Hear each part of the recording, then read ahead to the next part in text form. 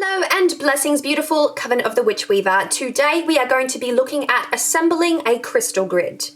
Now, obviously this is a build on from last week's video, which is all about ritually preparing your crystals. So you would not start building a crystal grid until you had ritually prepared your crystals.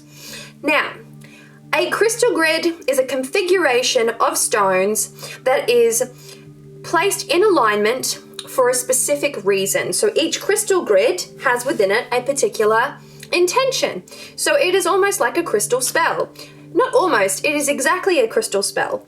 You put together a grid to release an energy or to call an energy in.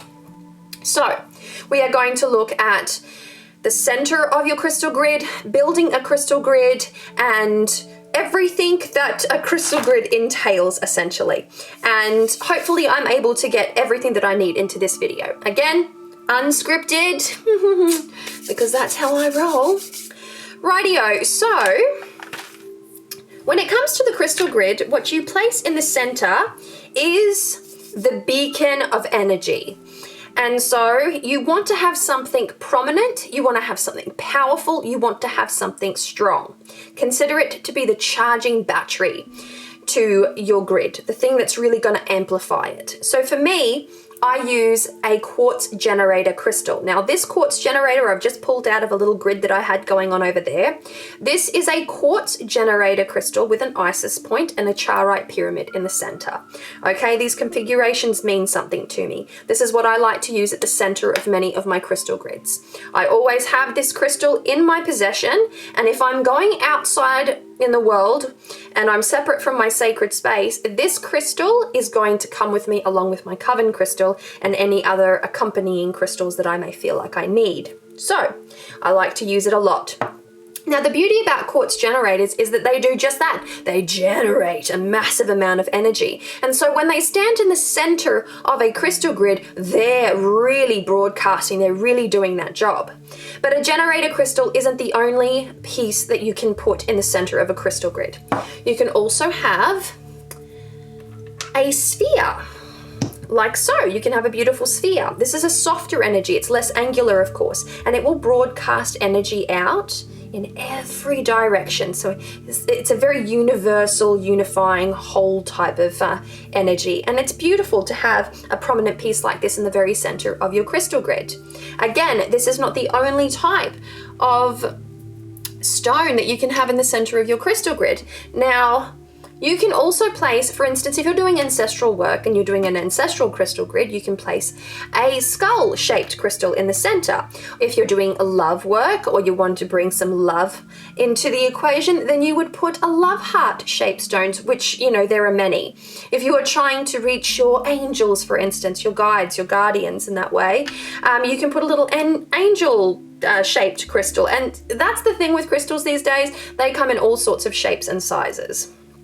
But let's just stick with this one here. So we've looked at that. But now I want to talk more about the foundation. So when we're building a crystal grid, you can actually have these beautiful pieces of tile, some might call it, that are specifically designed for crystal grids. So many of the ones that you would see have these lovely sacred geometric patterns. Most of them have the seed of life, and then you place your stones in intersecting points on the design of that tile, and therein is the configuration of your crystal grid, and that isn't magic within itself. But if you're not going to do that, if they're not going to be that organized and you don't have that particular tile at your disposal, then come back down to the grassroots and practice a little old school folk magic with me. So let's talk about petitions. Here's one I prepared earlier. So what I've done here is I've mocked up a petition, right? So I've used a petition, well, I've created a petition for healing because I have been unwell. So I've put down here, I am healed from my virus. I feel healthy, happy, and full of life once more. I've written that down, then I've turned my petition clockwise and I've signed my name and my birthday, and I might even put the area in which I live to really localize it, okay?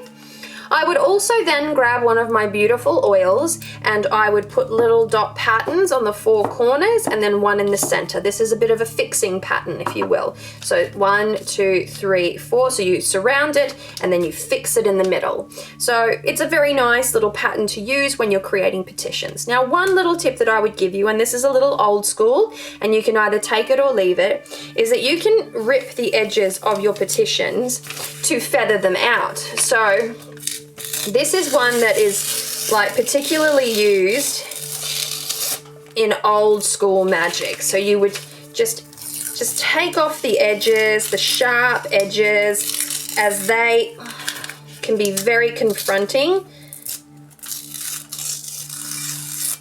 I'm going to make a mess of this. This is obviously something that you would do before you write your petition, but you get my drift. You can do like so. And you can do like so.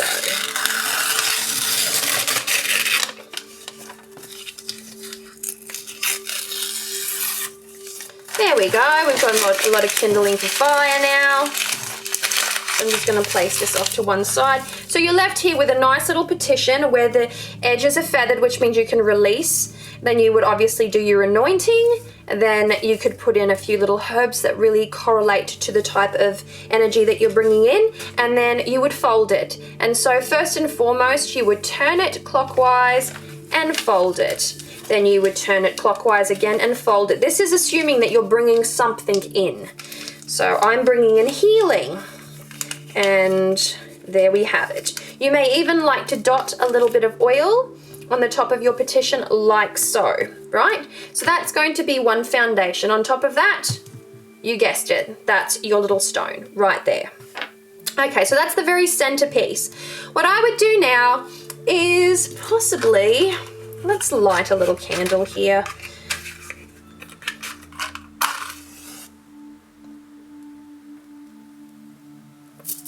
Okay, so what I would do now is I would just create a little sense of sacred. We've just bought the unity of crystal and the petition. So the foundation for the crystal magic has just been made. So I would, is that even, yeah, it is. So you just bring that sense of sacred in. Obviously you're going to be doing this on your altar or a sacred space, in which case I hope you will prepare the surface effectively, and by now you will have become familiar with preparing the surface of your altars and things of that nature. So that's very nice now. So we've got something really, really nice. So now we can look at one more thing I just wanted to add, is that you can in fact use a candle as a center to your crystal grid. And you can do this because fire is pure energy and it responds well. The crystals respond well to fire. But what I would do to unify this energy is I would take the smallest of crystals that you have, something really, really tiny, and I would put it in the very center of your crystal grid. Now, a similar technique can be used if you're doing your own smudge wands, your own smoking blends. You can actually, and I'm within arm's reach of this, you can actively bundle up a crystal inside with the same intention, obviously. So things to think about, just an added little bonus. So you can actually do this with a candle. And instead of having a crystal in the very center, you would have a candle with a little crystal in the bottom, and it would be loaded because you would have put your herbs in there, and then you're going to build everything around it. So that is an option as well, especially if you want to combine earth magic with fire magic and you're manifesting. So having fire, sorry, I just kicked my rig. If you're having fire there is going to help you to manifest. So that aside, we've discussed enough about the center. So now we're going to begin by assembling our crystal grid, and things to consider here. What type of magic are we doing? We're going to be doing a healing spell. And what type of energy do I want to bring in? Do I want to bring an active healing, a passive healing? If I'm calling in, this will determine also the direction of my candles. If I'm sending something out into the world, then I would use points faced outwards. If I'm sending something in, then I would turn the points in. So if I'm calling something to me, in this case I'm calling healing to me. Now I like to use points. I have to have points in some place within my within my crystals, and so I'm going to show you.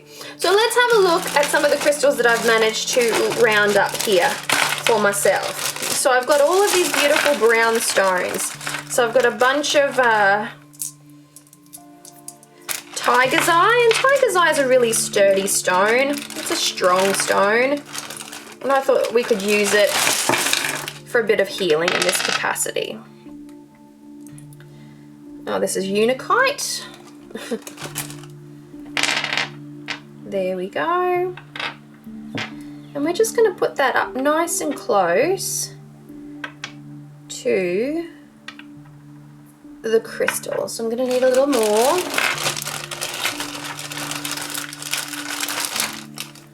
There we go. And a little more. There we go. And because I'm stickler for detail, this one actually has a hole in it because it came out of a bracelet that broke. And so there we have it. How many do we have? 1, 2, 3, 4, 5, 6, 7, 8. That's fine. I like to keep an eye on my numbers. Some say that you need at least a minimum of 7 stones to create a good crystal grid. I'm in agreement with that. 7 or more is absolutely fine. So I have my first round of stones there. So now I'm going to go into this amazing little purple bag and see if I can't pull out. What have I got? What am I going to pull a handful of? Oh yeah, I've got amethyst here. Possibly, oh, and iolite. Oh no, just amethyst. So I'm going to place these in the center of my tiger's eye, like so. Might need some smaller stones.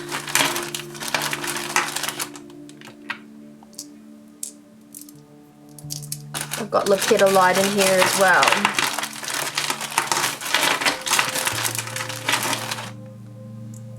Okay, like so. They're getting a bit smaller now, but you'll get the gist no matter what. There we go. Oh, that's annoying me. That's going to annoy me. These things have to be done properly, folks. Otherwise I get very annoyed.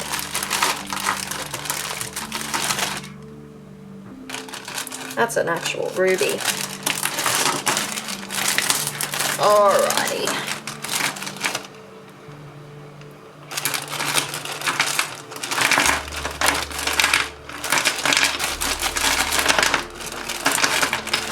Yeah, I think I've got what I need.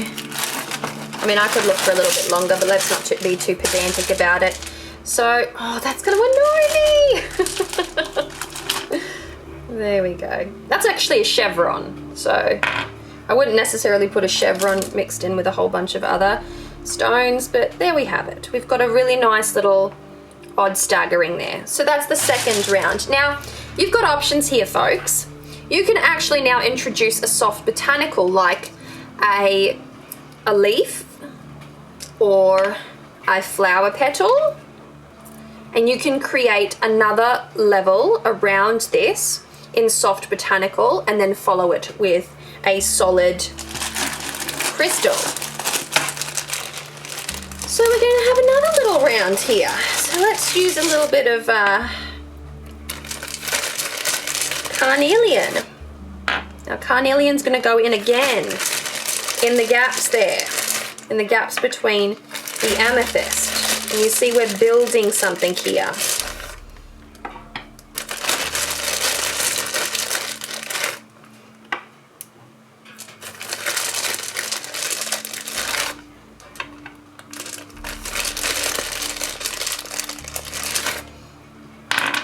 Oops.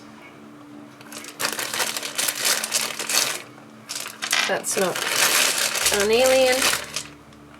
This is carnelian. Okay.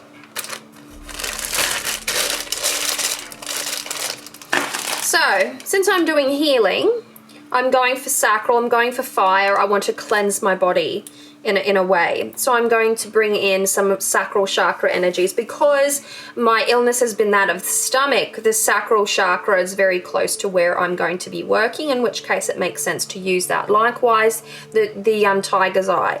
The amethyst brings in the spirituality into the moment. It's a very sobering stone. And when you're sick, you can sometimes feel a bit hazy, so I want that sobering experience.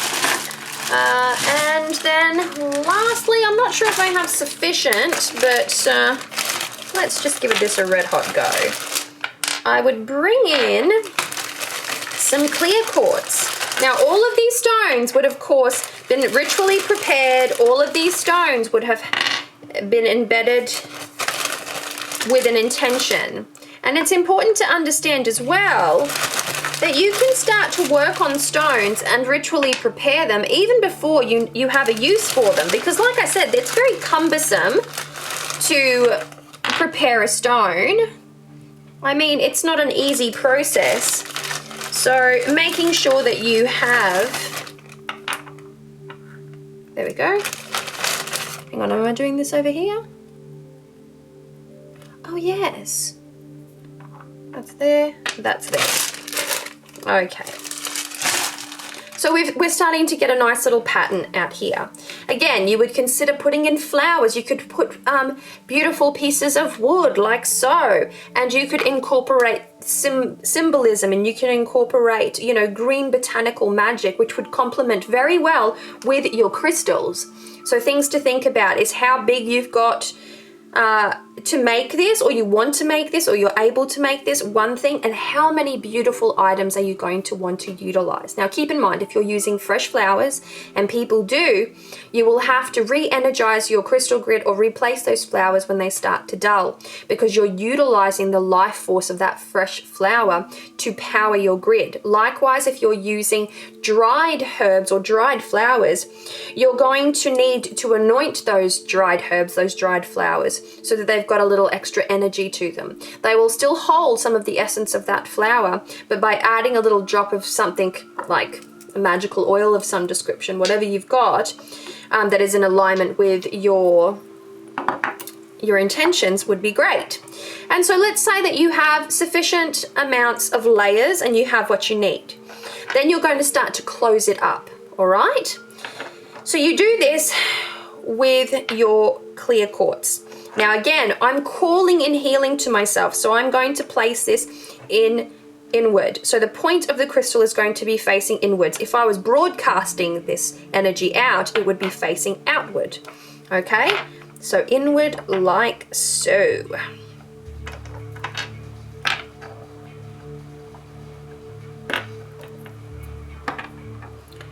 Like so.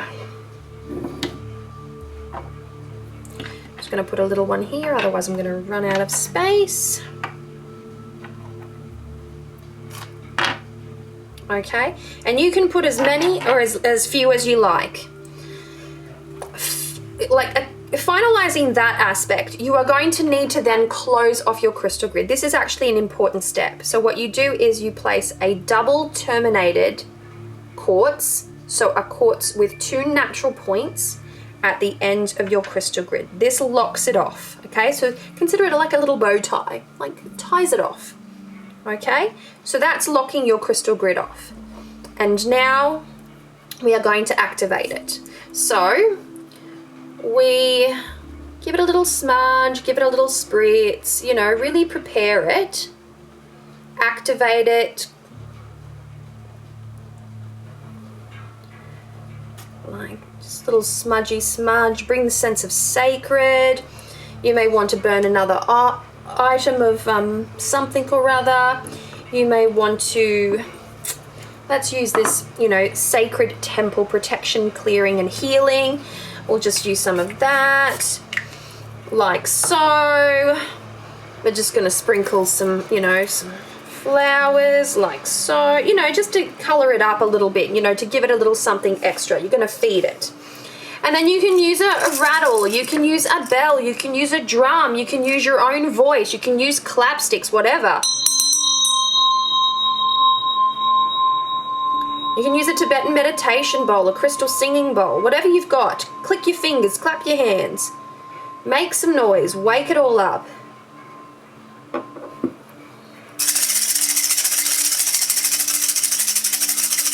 We really want to spring it to life, okay? You really want to spring it to life. Now, let me see if I've got something here. Okay, so this is a quartz laser. We're going to use this as an example, okay? Now, because I'm using quartz on the outside, I'm using quartz on the inside, and a double terminated quartz, I'm going to use quartz laser to activate my crystal, okay? Most of what I've got in here is quartz as well, just different varieties. I've got carnelian, I've got tiger's eye, I've got amethyst, okay? So this is where you embed your intention. So as you're doing this, you're going to be repeating your intention. So this is a little energy work and it's a little directional work. So you're weaving energy. You're being the weaver here. So you start with the middle point. This is obviously going to be a stone that you have also ritually prepared, okay? So you start in the middle and you go out to each crystal.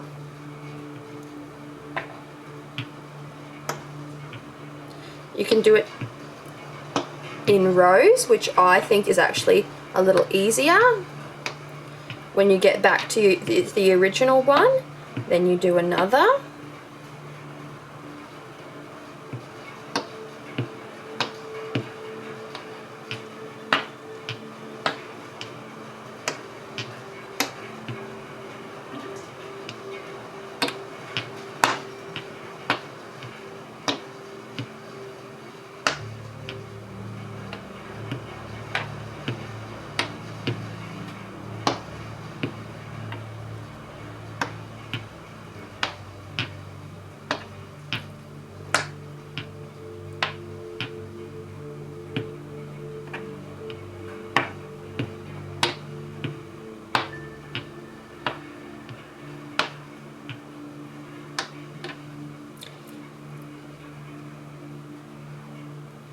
And then you're just going to swirl that. Everything's connected now, so you're swirling. So imagine you're dipping into a bowl and you're lifting it up. So you're working dough. You're dipping it in and you're lifting it up. You're dipping it in and you're lifting it up. Dipping it in, lifting it up. You're activating it. Whoa, shit. Try not to bump it. If you do that, you have to start again. And then you start to really awaken the energy of your crystal grid. You're really awakening the energy. Once you feel the energy is pretty good, you can start to put your hands above it, like so, and feel where the aura of the grid is going. If your aura of the grid's down here, then do it again. If it's starting to if you can feel it, like I can feel mine out here, I could go a little bit more. And I would, but I was very gentle with that. You want it to be really, really out wide, okay? Really out wide. And once that's happened, you can sit there with it and embed your intentions once again. I bless and empower this crystal grid, so do your thing, give it a little sign, whatever you want to do, a little Reiki symbol, a little chakra in there, hands to one side. I bless and empower this crystal grid so that it may be a powerful force in my healing journey. May it help me to heal from this virus. May it help me to find that life, laughter, health, and happiness so that I may shirk this disease and feel my utmost best. And just say something like that, within your intention. And then follow it off with, in the name of... Who do you like to work with? I say in the name of the guides, guardians, ancestors, and Odisha. Guides, guardians, ancestors, Odisha. Sarava and Ashe. In the name of the guides, guardians, ancestors, and Odisha, Sarava, Ashe. And that is my crystal grid done. And so I would leave that to do its magical work. Now, other things that you can consider doing is supporting this with intention cards. Say, for instance, I have got the gods and titans here. So renewal. I would like to be renewed of my energy. I don't want sacrifice, but I want protection from future issues. I want, let's say, flow. Let's get some flow into the equation. Let's get some balance into the equation.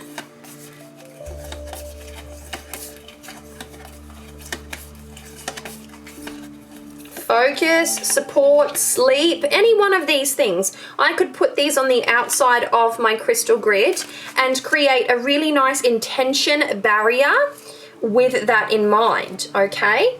And then you would be complete. Like, you can add to this. You can, once your crystal grid has been made, you can actively add to it in ways. You can utilize whatever kind of beautiful, oh, excuse me, I'm just placing that to the side, cleansing spray. Look, I've got the glow of AN. I want my crystal grid for healing to have the glow of AN. I want that to be the truth. And every so often, you know, it could be there for a couple of days. It could be a new moon crystal grid, which is when I love to do my crystal grids, is during the new moon, to help support some of my intentions that I'm creating. And I would be like, oh, wake up, my babies, wake up. And if you feel like, if you continue to feel the energy and the energy is waning a little bit, then go and find your laser again and start to stitch it all together and begin the process again. And work with your crystal grid that way. And by the time you're finished a lunar cycle, for instance, with this crystal grid, and you're going to love this crystal grid in the waning phase of the moon because it's absorbing all of that good juju from the new to the full, really energize it. You can choose to dismantle your crystal grid on the full moon or allow it to work through the waning moon. And by the time it is close to reaching the new moon again, you would dismantle it, you would cleanse your crystals, and then you would burn your petition or bury your petition, depending on how you like to dispose of your petitions. And so you have this as an option. But once again, creativity when building a crystal grid is absolutely freaking vital. To make sure that you employ as much creativity in the building, the construction of your grid is absolutely essential. So I want your homework to be as such. That is a child knocking on my door. I do apologize for that. So to make sure that your crystal grid is looking as absolutely creatively beautiful and in alignment with your personal intentions as humanly possible, that is your goal. Once you have that, snap a photo, share it on the Coven Facebook page, and you're going to be good to go. With all of that said and done, sorry about the noise, guys. With all of that said and done, I'm wishing you so much love, luck, peace, and joy. Much love and many blessings. Mwah!